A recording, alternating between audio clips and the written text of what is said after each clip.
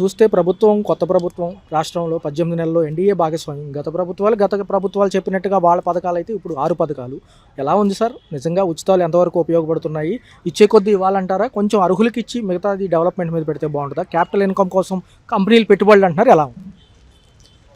ఇప్పుడు గత ప్రభుత్వం కంటే ఈ ప్రభుత్వం చాలా బాగుందండి. ఇప్పుడు సంక్షేమ పథకాలు అంటే వాళ్ళు చెప్పిన మట్టికి చేశారు.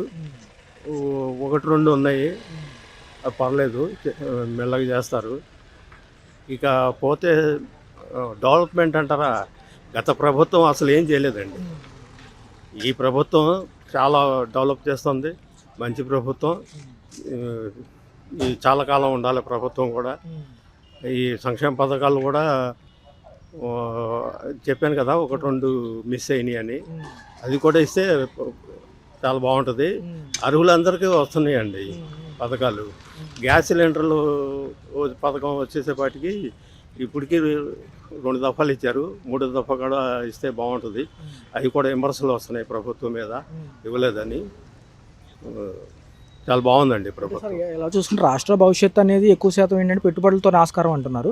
అమరావతి, పోలవరం ముందంజలో అయితే కనుక రేపు ఈ మొన్న సిఐఏ సదస్సులో కూడా విశాఖపట్నంలో అనేక పెట్టుబడులు వచ్చాయి. ఎలా ఉంటుంది సార్? ఇటుపక్క రెండో దశ ల్యాండ్ పూలింగ్ కూడా గతంలో ఇచ్చిన భూములకి రిటర్నబుల్ ఫ్లాట్స్ ఇస్తే దాని గురించి మాకు ఇబ్బంది లేదు, మళ్ళీ ముందుకు రావడానికి అంటున్నారు. కొంచెం గందరగోళాలు ఉన్నాయి. అప్పటికి ఇవన్నీ సాల్వ్ అవుతాయని హామీలు ఇస్తుంది ప్రభుత్వం. ఎలా ఉంది? మొన్న సిఆర్డిఏ భవన నిర్మాణం అయిన తర్వాత ముఖ్యమంత్రి గారు రైతులతో సమావేశం పెట్టారు. ఆ సమావేశంలో చెప్పారండి, వాళ్ళకి సమస్యలు పరిష్కారం అయ్యే మార్గం చూపించారు వాళ్ళకి. వాళ్ళు కూడా హ్యాపీగా ఉన్నారు, రైతులు కూడా.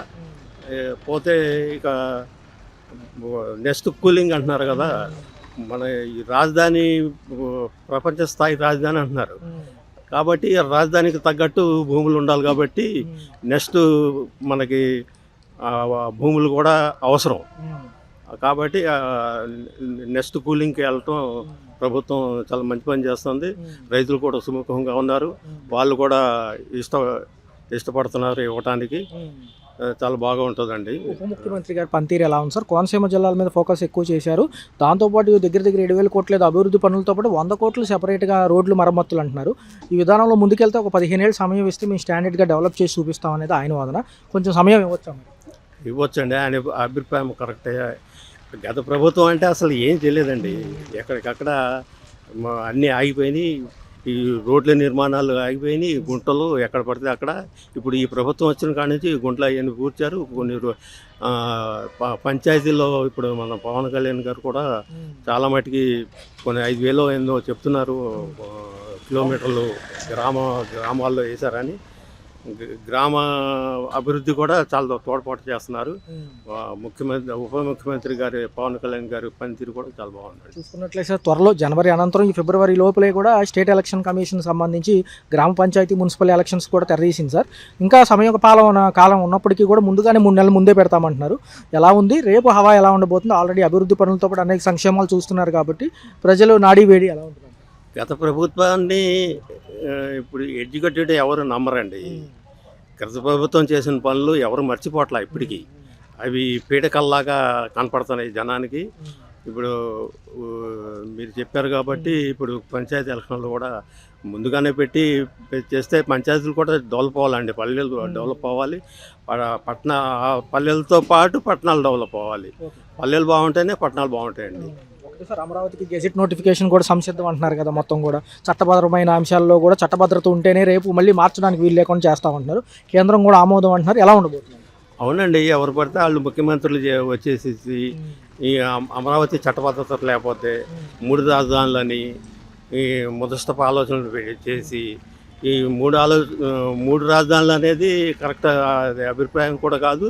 అసలు ఏం డెవలప్ అవ్వలేదు, ఇక్కడ ఏ రాజధాని కట్టలేదు.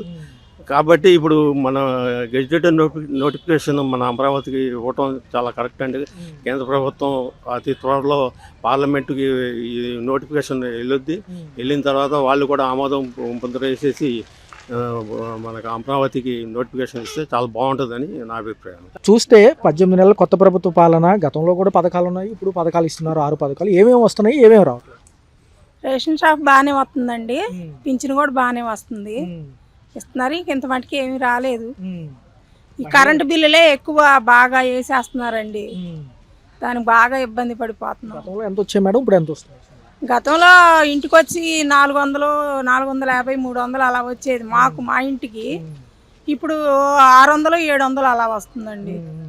ఎలా ఉంది మేడం, పనులు ఉన్నాయా? అంటే అమరావతి డెవలప్ అవుతుంది కాబట్టి ఏదైనా పనులు జరుగుతాయి? ఏ ఆడవాళ్ళకి అసలు ఏం పనులు లేవండి. ఇటు ఏదన్నా పనులు కల్పిస్తే మేము కష్టపడుకుంటాం సార్.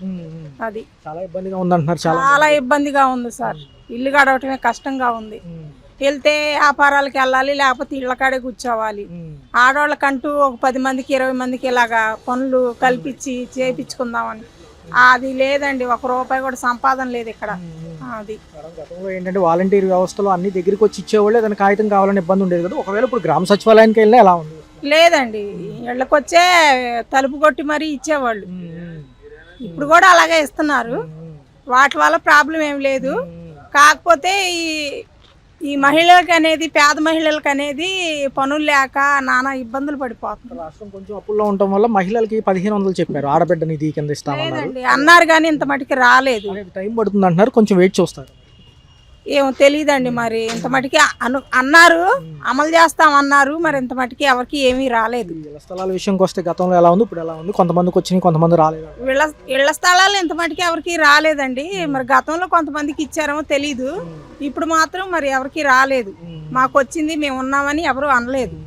అది చూసినట్టుగా రోడ్ల వ్యవస్థ, డ్రైనేజీలు, క్లీనింగ్, వాటర్ బాగానే ఉన్నాయి. వాటర్ బాగానే ఉన్నాయండి. డ్రైనేజీలు కూడా కొద్దిగా అక్కడక్కడ నిర్లక్ష్యం చేస్తున్నారు. ఏదన్నా కంప్లైంట్ పెట్టుకుంటే తీస్తాంలే అంటారు, లేకపోతే లేదు. పవన్ కళ్యాణ్ గారు కూడా చెప్తున్నారు, ఒక 10 ఏళ్ళు మాకు ఇవ్వగలిగితే అంతా బాగుంటుంది, డెవలప్ చేసి చూపిస్తామంటున్నారు. రేపు మనవరాళ్ళు పిల్లలు ఎవరైనా ఉంటే ఇక్కడ ఉద్యోగాలు చేసుకోవడానికి బాగుంటుందా? ఇది ఒకసారి అభివృద్ధి అయితే అమరావతి బాగానే ఉంటుందండి. ఇక్కడ అభివృద్ధి చేస్తే మాత్రం బాగానే ఉంటుంది, అంతా బాగుంటుంది. ఇంకేమైనా సమస్యలు ఉన్నాయా? సమస్యలు ఏమి లేవండి. ఇంక ఇయ్యేనండి.